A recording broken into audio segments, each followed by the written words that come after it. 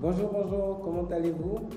J'espère que vous allez bien. Moi, c'est Abdel Salim Garba. Bienvenue sur ma chaîne Réussir au pays. Je suis l'initiateur de cette chaîne et l'objectif de cette chaîne, c'est de vous donner du bon contenu, des conseils pour vous aider à vous améliorer, à vous développer personnellement sur le plan professionnel et également sur le plan entrepreneurial. Donc, le plus important, c'est que vous puissiez progresser d'un point de vue personnel, quel que soit le domaine dans lequel vous avez choisi d'avancer. Donc, aujourd'hui, nous allons parler essentiellement du business plan. Donc, si vous avez un projet, ne faites surtout pas de business plan. Pourquoi? Je suis expert comptable, donc je suis mieux placé pour savoir ce que c'est qu'un business plan et je vais le définir de façon très simple pour le commun des mortels. Un business plan, c'est un document, une projection que vous accouchez sur un papier de comment vous voyez que votre projet, votre business va évoluer sur un horizon temporel moyen de 5 ans. C'est-à-dire que vous dites que vous lancez une activité industrielle, l'année prochaine vous allez faire tel nombre de ventes, l'année prochaine vous allez faire beaucoup plus, etc., etc. Mais le problème avec le business plan, c'est que vous faites une estimation sur des éléments que vous ne maîtrisez pas. Le business plan est important lorsque vous avez un business qui existe, qui fonctionne, un marché qui est là, que vous avez confirmé qui existe, que vous avez des données sur lesquelles vous pouvez faire des projections. Donc, si vous avez une entreprise qui existe déjà, vous avez déjà des clients, vous avez un marché, vous pouvez faire des projections en vous disant que vous allez mener telle action commerciale ou telle autre action pour agir sur votre progression, sur votre évolution. Mais lorsque vous lancez votre activité pour la première fois, vous lancez votre business pour la première fois, ça ne sert absolument à rien de faire un business plan. Vous prenez déjà combien de temps pour faire le business plan? La plupart des jeunes entrepreneurs, des entrepreneurs, des entrepreneurs qui débutent, des entrepreneurs débutants, vont prendre 3 mois, 6 mois pour faire leur business plan. Certains vont les exposer dans des concours, dans des concours entrepreneuriaux là, et ils prennent à peu près 3 mois pour qu'on leur dise que finalement leur business plan n'est pas intéressant et qu'on rejette leur projet.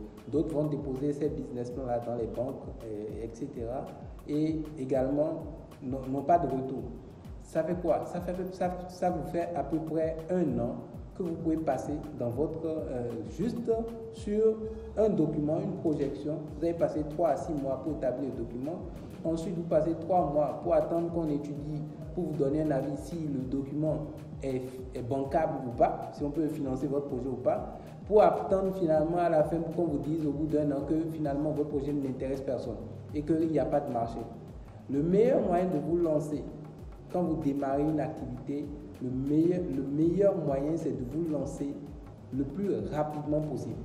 Le meilleur moyen de savoir si votre business a du potentiel ou pas, c'est de commencer la première version, donc ce qu'on appelle la version 24 heures de votre entreprise.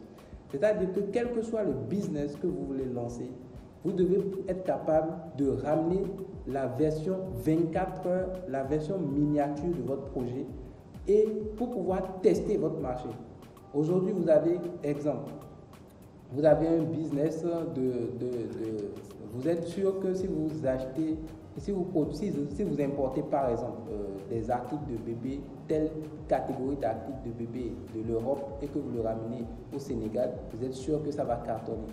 Mais si vous faites un BP sur 5 ans en vous disant oui, l'importation de produits de bébé au Sénégal, voilà les tendances, je vais faire tant de millions de chiffres d'affaires, etc. Vous perdez autant de temps pour faire des prévisions sur des choses.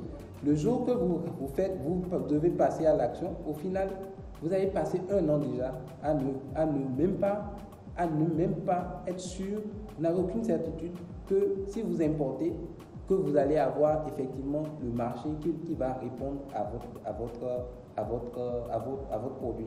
Donc, ce que vous devez faire, c'est très simple. Si vous avez, par exemple, un business de négoce comme ça, vous faites juste de l'importation, vous commencez par importer des échantillons. Donc, quand je dis projet 24 heures, vous importez un échantillon, vous ramenez ça dans le pays, vous essayez d'écouler cet échantillon pour prouver que ce marché existe. Quel que soit le business, vous avez un business vous voulez produire des savons à domicile, vous êtes sûr que les savons bio, ça va fonctionner à Dakar, en France, etc., là où vous vous trouvez. Commencez à faire 2-3 savons dès aujourd'hui. Formez-vous sur comment ça se fait et le plus rapidement possible, produisez vos premiers échantillons. Une fois que vous avez produit vos premiers échantillons, 1, 2, 3 échantillons, essayez d'écouler ces 2-3 échantillons le plus rapidement possible. Là, vous pouvez avoir des statistiques, des données. Si vous arrivez à vendre votre produit, ça veut dire qu'il y a un marché. Vous pouvez, si vous vendez 2-3 produits, utiliser le chiffre d'affaires que vous avez pour racheter des matières premières, refaire plus de savons, 6 savons, revendre à nouveau, reproduire 10 savons, revendre à nouveau et avoir ce qu'on appelle une croissance organique. Si vous lancez votre projet en 24 heures, le plus rapidement possible, plus vite en entrepreneuriat, plus vite vous échouez, plus vite vous vous trompez, plus vite vous tentez, plus vite vous échouez, plus vite vous allez réussir. Parce que c'est le nombre de tentatives que vous allez faire qui va déterminer, qui va vous rapprocher le plus possible du succès, de la réussite de votre business. Donc, si vous passez 1 an à faire un document pour prouver que la fabrication de votre produit, de votre savon, va cartonner, va faire 100 millions de chiffre d'affaires, et que même si on ne vous donne pas le financement, ou si même on vous donne le financement, et que vous faites une production de masse de 2000 savons, et que finalement personne n'achète le savon, vous êtes planté, vous avez pris 2 ans, vous avez perdu de l'argent, vous avez perdu du temps. Vous avez perdu vous allez perdre l'équipe avec laquelle vous êtes. Parce que tout ça, ça a un impact même sur la confiance que les gens ont sur vous. Donc, le meilleur moyen de lancer votre activité, c'est d'éviter de faire un business plan, mais c'est plutôt d'être pragmatique dans les actions que vous avez. Quand on dit pragmatique, c'est-à-dire, vous avez une idée, testez-la immédiatement. Vous avez une idée, testez-la en 24 heures. Tout projet, quelle que soit sa taille, a toujours une version miniature que vous pouvez lancer. Vous avez très peu de fortune au niveau mondial, en Afrique, qui ont commencé avec 1 milliard de financement, avec 100 milliards de financement. Bill Gates n'a pas commencé avec 1 milliard. Quand vous revenez en Afrique, il y en a plein d'entrepreneurs qui n'ont pas commencé avec 1 milliard. Récemment, j'ai discuté avec un entrepreneur sénégalais qui a lancé, c'est même un serial entrepreneur parce qu'il est dans plusieurs domaines. Il est dans l'automobile, il est dans la concession automobile. Et aujourd'hui, il a décidé de lancer une deuxième société dans la confection d'équipements de protection, d'équipements de sécurité. Mais la dernière fois, j'ai discuté avec lui et il m'a dit, est-ce que Salim, tu sais combien il m'a fallu pour lancer cette activité? Combien il m'a fallu pour lancer, combien de temps j'ai lancé et combien il m'a fallu pour lancer cette activité? Il dit déjà, le local qu'il occupait, il a simplement demandé à ses contacts autour de lui de lui prêter le local. Il n'a pas commencé en disant, même si j'ai des financements, je mets 100 millions pour la confection d'équipements. Il dit non. Il a pris un capital minimum de 2 millions de francs CFA, alors que c'est quelqu'un qui est milliardaire. Il a pris un capital de 2 millions de francs CFA.